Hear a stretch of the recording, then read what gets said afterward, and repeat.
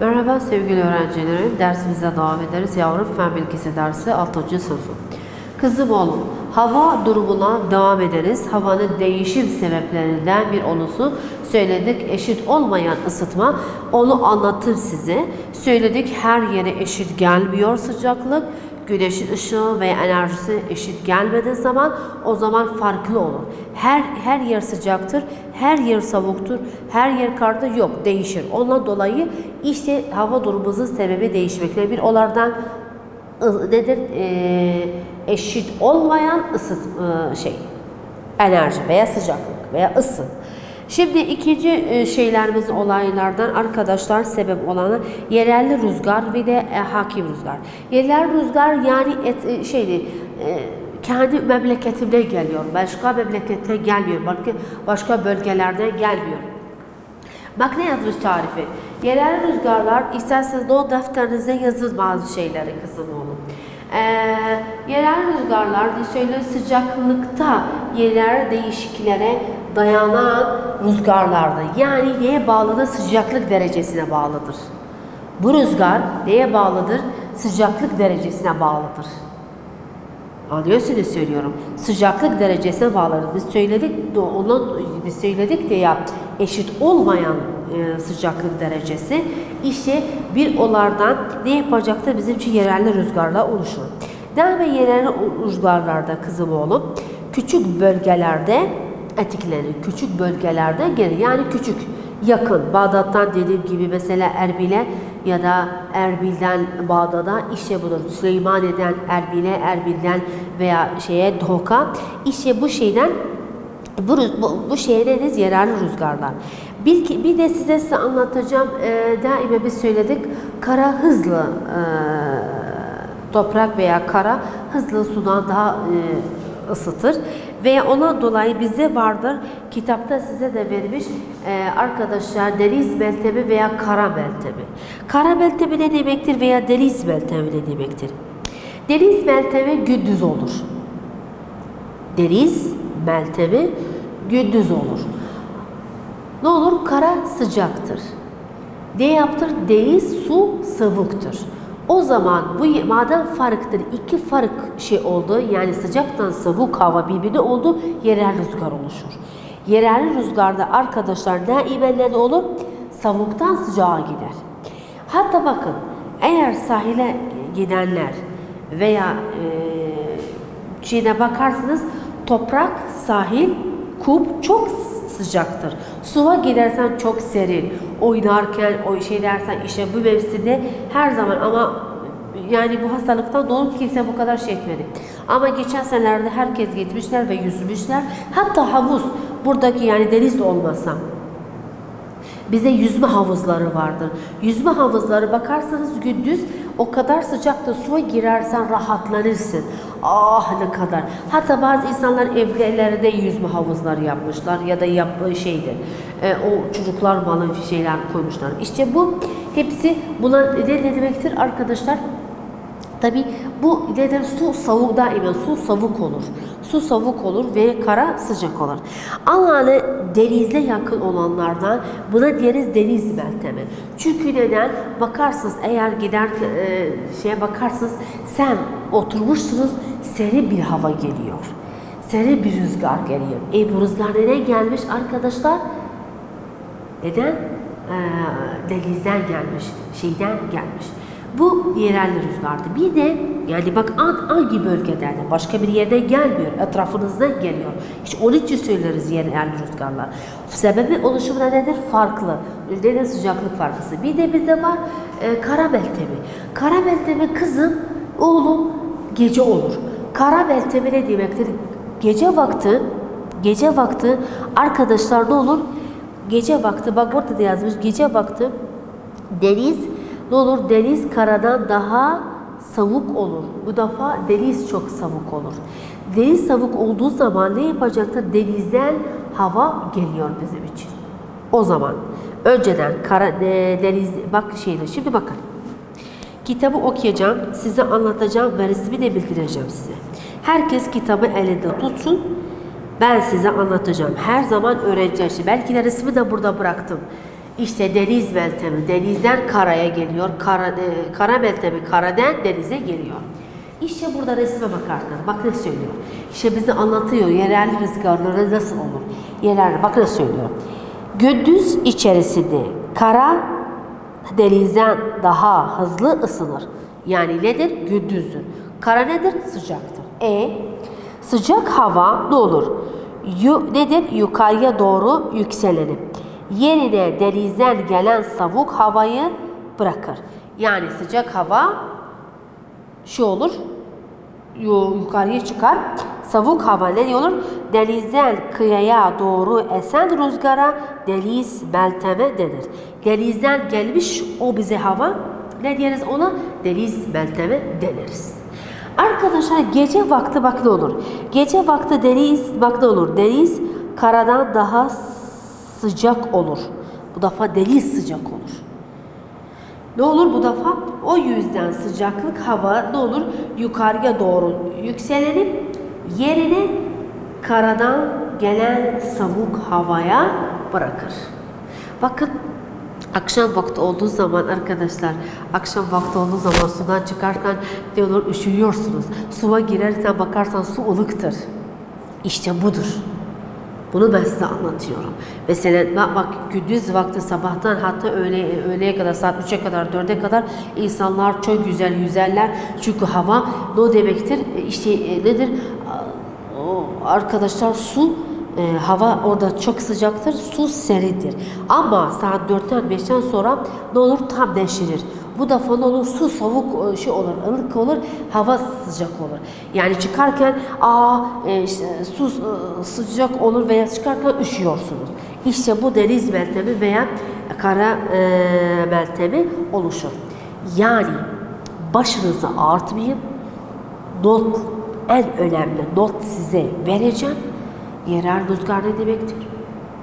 Sıcaklık derecesi eşit olmadan o rüzgarlar da oluşur. Yerel rüzgarlar etrafta olur, bölgelerde olur. Örnek ne vermek? Deniz meltemi veya kara meltemi. Ya onu diyersiniz ya onu verirsiniz örnek. Eğer isterseniz deniz meltemi diyerken o ne demektir? Kara sıcaktır. Ne olur? Arkadaşlar kara sıcaktır veya deniz soğuktur. O zaman ne olur? Denizden karaya gelen rüzgara ne deriz? Deniz meltemi denir. Yani daimen soğuk bölgeden başlar. Soğuk bölgeden başlar bu rüzgar. Soğuk bölgeden başlar bu rüzgar. Bu notun yazısına. Soğuk bölgeden başlar. Gündüz denizden başlıyor, geliyor karaya. Gece karadan serin olur, geliyor denize. Anlaşıldı mı yavrum? İşte bu kara meltemi veya deniz meltemi. Veya yerel rüzgar dedik sıcaklıkla bağlıdır. İki bölge sıcaklığı farklı olduğu zaman başlar bu rüzgar. Daima soğuktan gider sıcağa. Anlaşıldı mı? İki örnek size verdim. Deniz meltemi ki gündüz gündüz denizden geliyor karaya. Gece de olur kara meltemi karadan geliyor denize. Umarım bunu anladınız. Bu notları verdiniz. Yazdınız yani. Kızım, oğlum, canım. Şimdi hakim rüzgarlar. Hakim rüzgarlar arkadaşlar, hakim rüzgarlar yok. Başka memleketlerden geliyor. Yerel rüzgarlar yerel öz adıyla etrafımızdan geliyor ama hakim rüzgarlar yok. Hakim rüzgarlar arkadaşlar hep aynı yönde esen rüzgarlardır. Hep aynı sürekli olarak aynı göre doğru esen rüzgarlardır. Yani daima bir yöne gider. Değişmez yönü. Mesela İran'dan geldi rüzgar bizim için. Bu hakim rüzgardır. Bağdat'tan gelen rüzgar yerel rüzgardır. Anlıyorsunuz? Doğuk'tan gelen rüzgarlar yerel rüzgardır. Ama hakim rüzgarlar yani memleketimizden dışarısında. Yani mesela İran'dan, Türkiye'den, Suriye'den, Küvet'ten, İşte başka memleketlerden gelen rüzgarlara ne deriz? Hakim rüzgarlar deriz. Daimen hakim rüzgarlarda kızım, oğlum, yavrum, canım daimen bir yöne eser. Değişilmez, yönü değişilmez. Mesela yerel rüzgarı yok. Gece bu taraftan geliyor bu tarafa, gündüz bu taraftan bu tarafa gider. Yani onun şeysi yoktu, yönü değişir. Ama bu hakim rüzgarı yok. Yönü değişmez, aynı şeye kalacaktır.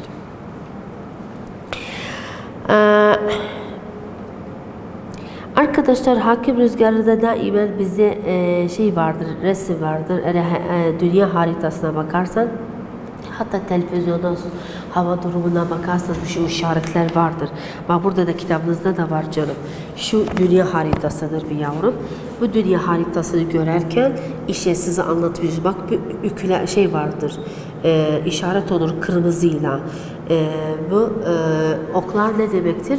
İşte size anlatıyor hakim rüzgarların şeysi. Arkadaşlar hareketi.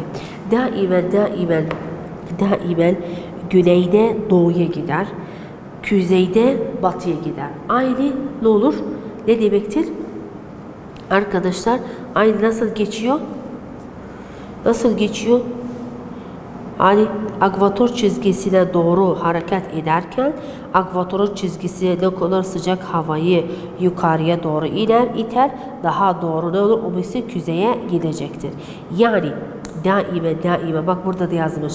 Denizciklerde yelkenler veya deniz yolcuları yaptıkları okyanusa boyunca hareket etmeye için hakim rüzgarlara güvenirler. Burada size anlatıyor. Denizciler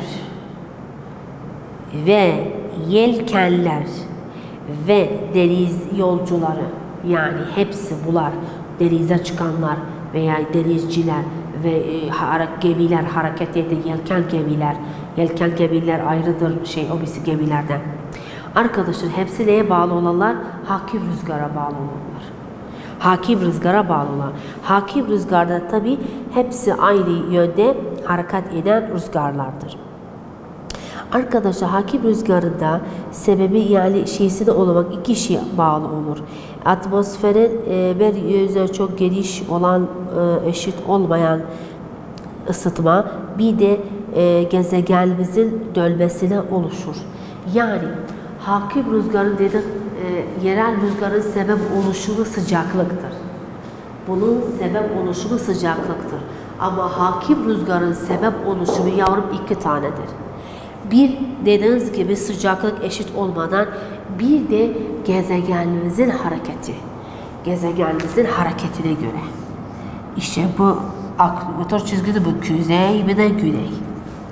Güneye nasıl geçer? Doğru gider. Doğu bu tarafa. Kuzeyine ne tarafa gider? Batıya tarafa gider. İşte dolanır. Bu rüzgar dolanır veya şey olur arkadaşlar. İşte yavrum bu size anlatıyor. Yani sebep oluşumu hakim rüzgarların iki tanedir. Bir sıcaklık eşit olmayan, bir de ne demek? Bir de yavrum gezegenimizin hareketine bağlı olacaktır. Arkadaşlar işte bunu da size anlattım. İşte bundan dolayı daima iki kutuba doğru nasıl olur? Güneye dediğimiz zaman doğru tarafa gider, o ise batıya gider.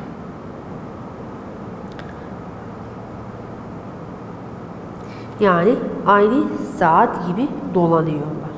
Saatin şeysi gibi. Umarım bunu herkes anladı bunu veya bildi. Burada bize kaç soru vardır. Arkadaşlar istiyorum her öğrenciye anlatacağım. Arkadaşlar burada söylüyor yeryüzündeki düzensiz ısıtmadan rüzgarlar nasıl oluşur? Tabi onun sıcaklık derecesi eşit olmadan önce basınç da eşit olmaz. Onun için bu rüzgarlar oluşur. Arkadaşlar söylüyor güneşli bir yaz günlerde deniz karadan doğru düşen rüzgarlara hangi rüzgar deniriz? Deniz melteme denir. Deniz melteme denir. Burada da bir soru vardı çok önemli. Kuzey kutuptan başlayan hakim rüzgarlar. Kuzey kutuptan Ya hakim rüzgarlar hangisi olur? Kuzey kutuptan tabi hara gider? Batıya. Batıya gidecektir. Kuzeyden batıyadır, güneyden doğuyadır. Şimdi yine tekrarlıyorum kısa bir şekilde. Arkadaşlar, kızım yavrum, hava durumunun değişik etkisi nedir? Isıt olmayanlar bir de bizim için rüzgarlar, yerel rüzgarlar olur. Sıcaklık eşit olmadan olur. Sebebi daima de yönü bir taraf şeydir. Değişik yönlerde de gidecek. O yandan gelir, bir yandan gelir. İşte karadan gider, denizden karaya gider. Aynı yerde de bölgede olur. Hakim rüzgarlar yok. Başka memleketlerden geliyor. Arkadaşlar beni sürekli de bir işaret, bir yönelmiş olur. Bu da bizim için anlatıyor. Bir de bunun sebep oluşumu aynı sıcaklık derecesi eşit olmayan bir de gezegenimizin hareketi. Umarım bunu herkes bu konunu güzel bir şekilde anladı. Arkadaşlar, eğer vakit kalmışsa devam ederim dersime. Burada bizde sayfa 148'de kızım oğlum bazı sorular sormuş. Umarım bu soruları açıklayacağım. Bakın yavrum, ne söylüyoruz? Burada bir soru var.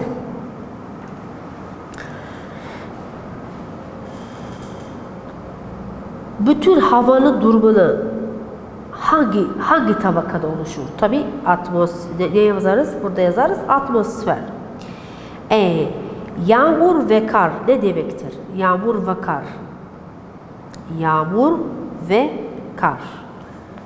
Yağmur ve kar ne demektir? Yağış. Tabi yağış olur. Havadaki su miktarı. Havadaki su miktarı ne demektir? Havadaki su miktarına nem denir. Güzel. Arkadaşlar, bir de bizde var.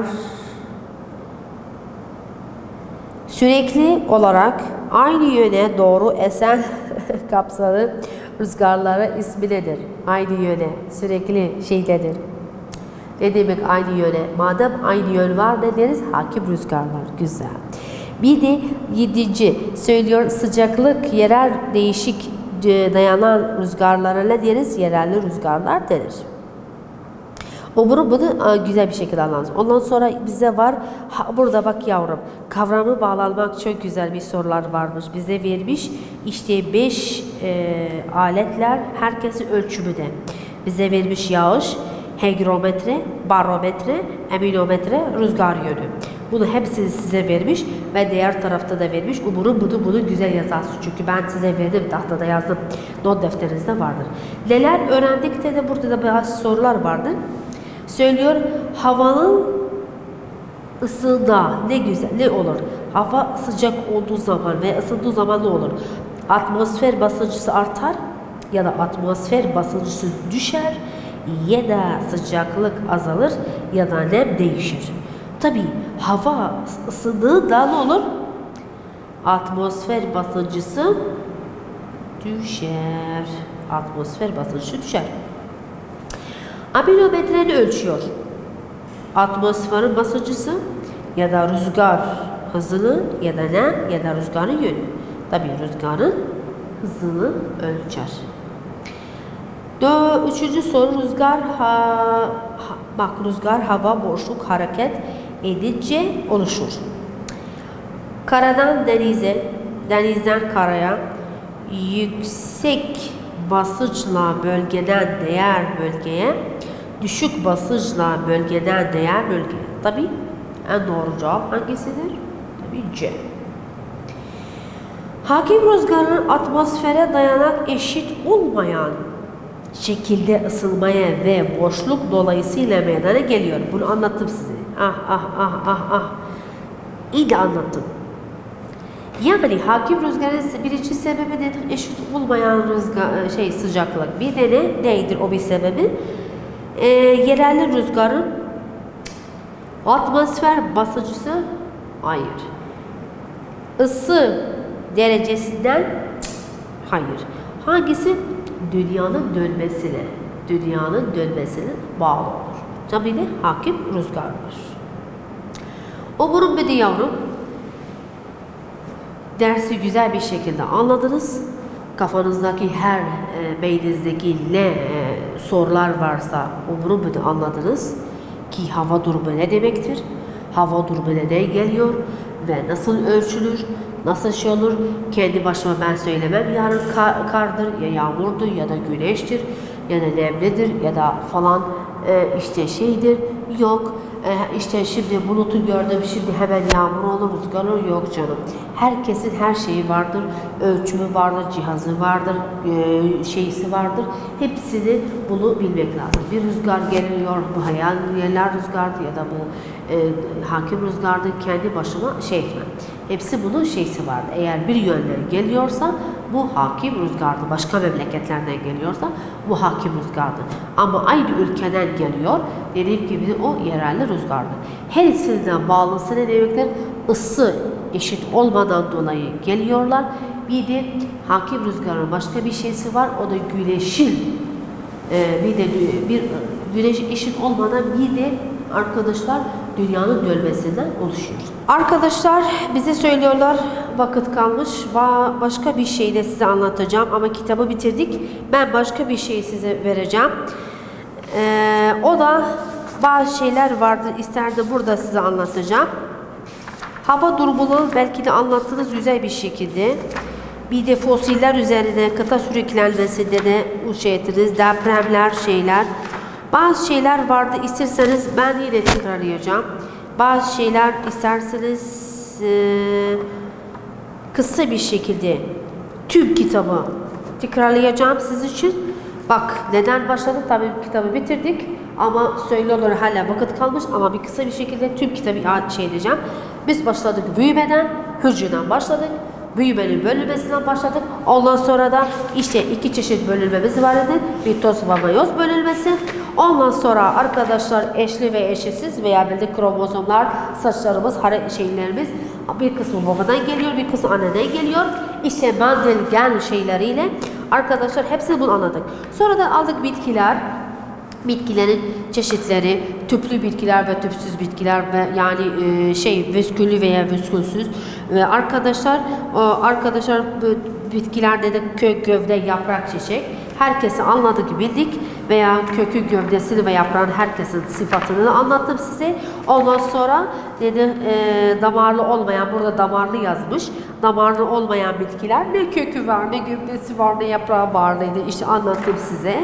İşte burada tohum nasıl filizlenir, ilk defa hangi kökü çıkar, tabii kökler çıkar. Tohumlar nasıl yayılır, hayvan tarafından, insan tarafından rüzgarla işte bir yoluyla şey olur. Ondan sonra geldik, biz söyledik bitkilerden biz fayda buluruz. Evet, çok fayda da buluruz hayatımızda. Her zaman yemek yeriz, her zaman elbiselerimiz, ilacımız. İlk defa biz yemekler mesela tahıllar yeriz veya arkadaşlar sap yeriz, yaprak yeriz, kök yeriz. Mesela işte meyvesi yeriz, tohumları yeriz. Yapraklardan mesela maruldur, çiçeklerden karnabahardır. İşte bunları saplardan şeker benceridir. İşte bunları hayatımızda yemeklerde çok şeylerde kullanıyoruz. Bir de elbiselerde kullanıyoruz, ilaçlarda kullanıyoruz veya bazı kokular, en önemlisi çiçek kokulu parfümler, bunlar hepsini biz kullanıyoruz. Mobilyatlar, eşyalar, evler, müzik aletleri, kağıt, her şey bitkiden bizim için geliyor. En önemlisi. Bu bölümü de bitirdik arkadaşlar. Doğadaki döngülere ulaştık. Doğadaki döngülerde arkadaşlar dedik nedir? Nitrojen gazı ne demektir? Veya karbon ve oksit, bunlar hepsini aldık yavrum arkadaşlar, kızım oğlum. İşte hepsini hayatımızda dedik %78'i nitrojeni, değer olanlar o bir gazlardan oluşuyor. Ve karbon ve ona da aldık, su döngüsünü de aldık. Umarım bunu herkes bunları anladı. Kısa bir şekilde ben hepsi döneceğim. İşte sonra doğa zinciri de aldık, sistemlerde aldık. Bizde ne var? Doğa zinciri vardı. Doğa zinciri söyledik. Ne demektir doğa zinciri? Aldık dedik, binlerce yıl değiştiren bu şeye doğa zinciri denir. İşte ilk bitkiler başladık, sonra mantarlar başladık, sonra işte zivret toplumu son şeydir, aşamaydır. Yavrum bu da bir yılda olmaz, milyonlarca yıl oluşur. Arkadaşlar bunu da aldık. Ondan sonra da gittik yavrum neye geldik? Çevre sistemini tahrip etmek. Yani tahrip etmek evet doğru, ben bir yandan yapıyorum, bir yandan da tahrip ediyorum.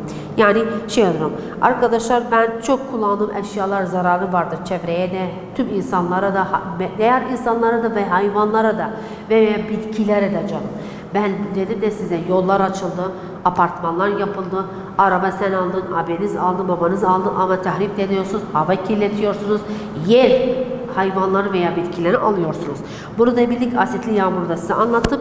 Size olurmaya geldik. Olurma ne demektir? Yani eski yere bir şey yeri düzenlenmezse olurma denir. Acaba ben buna göre bu tahribi ettim ne yapacağım? Doğru, ben apartmanı yıkmam, ben yolu kapatmam. Tamam, bu işi istiyorum, yaşıyorum ama ona göre ne yaparız? Ağaç dikeriz veya güzel bahçeler düzeltiriz ona da göre. Apartman yaptım, önünde bir bahçe de yapacağım. Yol yaptım, yolların etrafında, ortasında ağaç dikeceğim. Hem güzel olur, hem de hava temizlenir. Hem de hayvanlar veya bitki hayvanlar yuvaları ve şeyleri olur. Barınalar olur. Bunlar da hepsi bildik. Sonradan geldik en son bölüme kitabımızda. Son bölümlerde işte aldık arkadaşlar. Yüzündeki değişimler. Bizde iki çeşit değişimler vardır. İç değişimler ve dış değişimler. İç değişimlerde de içine geliyor. Volkanik ve depremidir. Ve dış değişimler arkadaşlar çökenlemedir, hava erozyonudur veya erozyonidir. Bunları hepsini anlattım size. Defterlerinizde yazdım, tahtada yazdım, notları sebep oluşumları. Bunları da bildik. İşte hepsini ondan aldık. Sonra da söyledik dünyamız kaç tabakada olur? 3 tabakada olur. Yer kabuğu, manto ve çekirdek. Arkadaşlar ondan sonra dünyamızın parçası neden olur? Biz levhalardan olur. Bu levhalar her zaman hareketlidir. Bazı birbirlerine yakınlaşır, bazen uzaklaşır, bazen birbirinin içine geçer. Ve bunun sebep oluşumlardan dağlar oluşur, volkan oluşur, depremler oluşur. Bunu da bildik. Deprem noktasını anlattım size. Yani dedim o merkezde ki oradan başlıyor deprem. İşte ondan sonra geldik yavrum bize kıta sürüklenmesi. Kıta sürüklenmesi nasıl, bu kıtalar eskiden nasıldı, şimdi nasıldır ve nasıl değişti. Ve söyledik Udur Vadisi'nde Tabarya bölgesinde orada vardır. Sen o vadide yererken sen nasıl bir kaya üzerinde yersin? 600 milyon sene önceden bu kayanın tabakasından üstünde yeriyorsun. Ondan sonra fosil yakıtları, fosil vardır. Fosil ne demektir? Eski kalan eserlerden biridir ki hayatımızda yaşıyoruz ve onları biliyoruz. Nasıl yaşamışlar, nasıl etmişler. İşte bunları hepsini bu fosiller eski kalan eserlerden hepsinin üzerine okudular. Jeoloji bilim adamlar işte ona göre bildik. İşte onlar bildik dinozor var, onlar bildik dişleri nasılmış, nasıl kocamanmışlar, nasıl yaşarmışlar. İşte bunların etkisiyle etmiş. Son konumuz kitapta vardır hava durumu ki şimdi bir derste de anlattım size. İşte hava durumu ne demektir? Bu hava durumu her şeyi size anlatıyor. Nasıl biliriz, nasıl ölçeriz? Kendi başıma söylemem, bugün yağmurdur, bugün kardır falan. Hepsi bunu atmosfer tabakalarını alırız. Atmosfer tabakası tabii troposfer tabakasında hava durumunu gösteriyor bize. Bunu da ölçmek için kaç cihazlar vardır? Barometremiz var, termometremiz var, eminometremiz var, hygrometremiz vardır. Bunlar hepsi ölçüyor. Bir de yağmur ölçmesi var. 5 alet, her alet bir şey ölçecek. Tabii arkadaşlar bir bilim size anlatacağım. Burada senter vardır. Senter vardır. Senter ne demektir? Hava durumunu ölçer. Her memlekette var. Her yerde var. Erbil'de de var. Fen fakültesinde. Yani Kulliyet Ulum. Fen fakültesinde merkezi var. Bunu istedim size Ben geçen senelerden birkaç sene önce öğrencilerimi oraya götürdüm. Herkes gördüler öğrencileri. Bir ziyareti ettim. Umarım bunu her öğretmenler kendi öğrencileriyle o sentere gittiler. Hava durumunun senterini ölçmek için oraya gittik. Fen fakültesinde vardı. Arkada koymuşlar bu senter. Orada vardı hava durumunu ölçüyordu. Adam hepsi. Tabii arkadaşlar bu cihazlar ölçer. Doğru. Bunlar dışarıda olur. Mesela rüzgarı daima dağ tepelerine koyacaklardır. Rüzgarın yönü. Hatta yağmuru da aynı.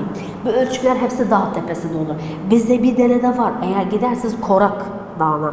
Korak Dağı'na gitmişsiniz zaten kar oynamaya falan. Korak Dağı'nda başka bir şey vardı. Eğer görmüşsünüz beyaz. bir kocaman dağ tepesinde var bir şekil. O nedir? O arkadaşlar o radardır. O da orada da hava durumu merkezi vardır dağ tepesinde. Tüm hava durumunu anlatıyor size. Onlar ölçerler, bilgisayarlar da sentral içine girer.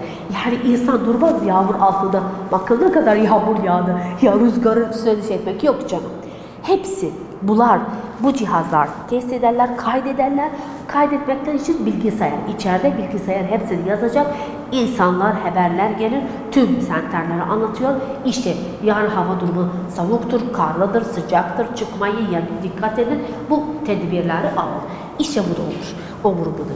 İşte bunun da sebebi yavrum hepsi güneş ısısı değişik olduğu zaman işit olmadan zaman işte rüzgarlar oluşur. Umurum budur. Kitabı kısa bir şekilde hepsini anlattım. Anladınız. Güle güle yavrum. Başarılar dileriz.